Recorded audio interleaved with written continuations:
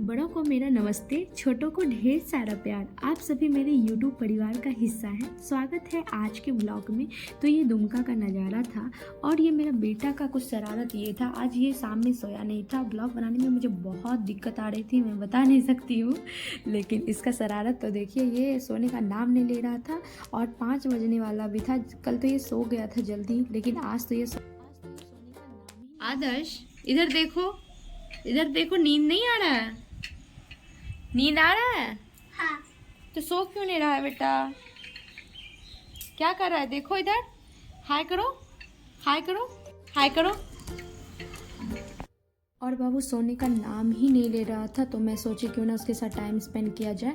और ऐसे तो मैं घर के काम में ही बिजी रहती हूँ, तो मैं उसे छत पे लेके आ गई थी और छत से यहाँ का पहाड़ का जो नज़ारा है वो दिखाती हूँ। बहुत ही अच्छा लगता है। जूम करने का कोशिश की, बस जितना हुआ उतना ही, मतलब ठीक था। और समय को भी गवारा नहीं था हम दोनों का छत पे आना, तो समा भी था बारिश होने का, तो हम लोग नीचे आ गए थे। बारिश होने ही लगा था और मैं सोची क्यों ना हस्बैंड के लिए कुछ खाना बनाया जाए। तो आलू भर के पूड़ी बना ही रही थी, जो कि लाइट कट गया था। और ऊपर से मेरा बेटा इतना तंग कर रहा था कि मैं क्या ही बताऊं, और लाइट भी कट गया था। मतलब ब्लॉग बनाना इतना आसान नहीं है, और साथ में जब अकेले आप बेबी को कैरी करते हो, खाना बनाते हो, घर के सारे काम करते हो, तो इतना आसान नहीं होता है।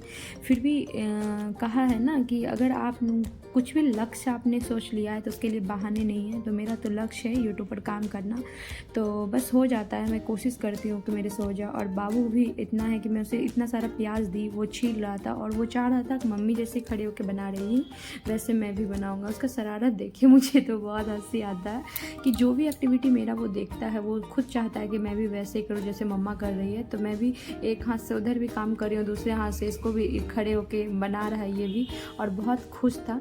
तब तक मैं सारा काम कर ही ली, तब तक मैं सारा अरेंज तो कर ही ली थी। पनीर पकौड़ा बनाने के लिए जितना भी आटा वगैरह सारा काम मैं निपटा दी थी। कभी कभी तो उसे ये सारा काम करने के समय देना पड़ता था फ़ोन, फिर भी वो थोड़ा बहुत करने देता था। तब तक हस्बैंड भी आ चुके थे, फल लाए थे मेरे लिए। और आलू पराठा तो मैं बना दी थी, सूट तो मैं वैसे नहीं कर पाती बनाते हुए, तो सारा चीज़ बना लिए थे। तब तक इधर मेरा पनीर पकौड़ा भी बन ही रहा था और वो आ चुके थे, तो जल्दी से मुझे देना था और मैं जल्दी से उनके लिए चाय बनाऊँगी। तो क्योंकि उनको बहुत अच्छा लगता है चाय पीना, और शाम का चाय हो मस्ती और एक बात अलग ही होता है पकौड़ा के साथ। तो उनके लिए मैं चाय बना रही थी, और मैं चाय नहीं पीऊँगी, कभी कदार मैं पी लेती हूँ, तो मैं थोड़ा हेल्थ का ध्यान देती हूँ, तो मैं तो ग्रीन टी पीऊँगी। और मेरा पनीर पकौड़ा रेडी था, आप लोग भी आइए खाने के लिए।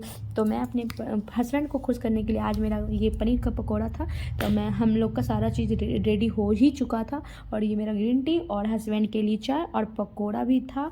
और बेबी के लिए भी मैं खाना ले ली थी, क्योंकि बाबू को भी अलग से प्लेट चाहिए होता है। तो बाय गाइस, राधे राधे। तो आप लोग को व्लॉग कैसा लगा? बाय।